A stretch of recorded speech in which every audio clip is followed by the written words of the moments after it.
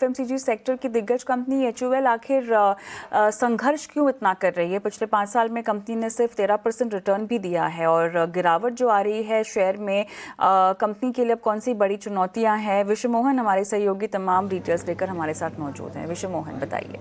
देखिए, एचयूएल एक समय सबसे बड़ा वेल्थ क्रिएटर एफएमसीजी का माना जाता था। 99 से अगर 2025 का प्रदर्शन आप एचयूएल का देखेंगे तो करीब करीब 1360% का रिटर्न एचयूएल ने दिया है। मिड 2000 से देखिए, यानी 2005 से लेकर 2020-21 तक भी देखेंगे तो वहाँ से भी 10 गुना से ज़्यादा का रिटर्न यहाँ पर एचयूएल में देखने को मिला है। लेकिन उसके बाद से जो कहानी बनी है 2021 के बाद से सबड्यूड परफॉर्मेंस यहाँ पर एचयूएल की तरफ से देखने को मिला है। पिछले 4 सालों में अगर आप देखें, पिछले 4 से 5 सालों में तो एचयूएल ने सिर्फ दिया है 13% का रिटर्न इस दौरान, जबकि बेंचमार्क सेंसेक्स ने 2 गुना उसके प्राइस हो गए हैं। तो आप देखिए कि इतना बड़ा फर्क हो चुका है। इसके अलावा आईटीसी जैसी कंपनियां जो स्टेबल कंपनीज मानी जाती है, वहां पर भी दमदार परफॉर्मेंस देखने को मिला है, लेकिन एचयूएल सबड्यूड है। तो एचयूएल के लिए दिक्कतें क्या है? FY 25 के रेवेन्यू पे नजर डालें तो सिर्फ 2% की ग्रोथ दिखी।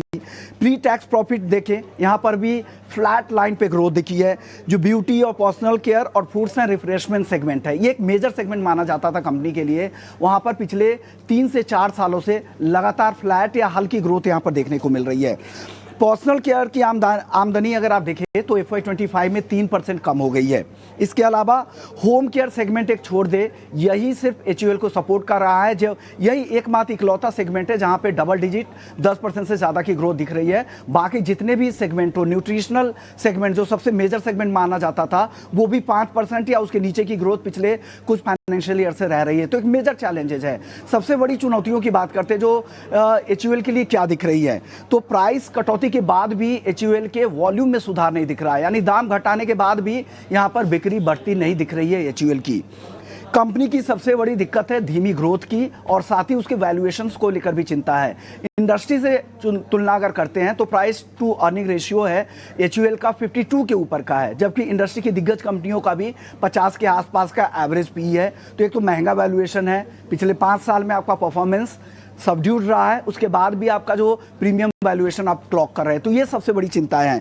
इसके अलावा बिना सभी सेगमेंट के सुधार के यहाँ पर री रेटिंग, जितने भी एक्सपर्ट्स हैं उनको लगता है कि काफ़ी मुश्किल यहाँ पर री रेटिंग लग रही है। और यंग कंज्यूमर्स, जो न्यू एज जो ब्रांड्स आ रहे हैं, वहाँ पर उनका फोकस ज़्यादा बढ़ता दिख रहा है। यानी एचयूएल के जो पुराने ब्रांड्स हैं उस पर अब उनका फोकस नहीं है, और मामा अर्थ, प्लम और वाउ जैसे जो कुछ डिजिटल ब्रांड है वो अपने मार्केट शेयर को बढ़ा रहे हैं, और वो यहाँ पर एचयूएल के मार्केट शेयर को खा रहे हैं। तो ये सारी चिंताएं और चुनौतियां हैं, और खास करके ऊंचे वैल्यूएशन से भी एचयूएल पर लगातार दिक्कतें यहाँ पर बढ़ती दिख रही है। और यही वजह है कि एक सबड्यूड प्रदर्शन, 5 साल में सिर्फ 13% का रिटर्न एचयूएल ने दिया है, जो सबसे बड़ा वेल्थ क्रिएटर पिछले 2 दशक की हुआ करती थी। और यही वजह है कि लोग इससे दूर होते जा रहे हैं।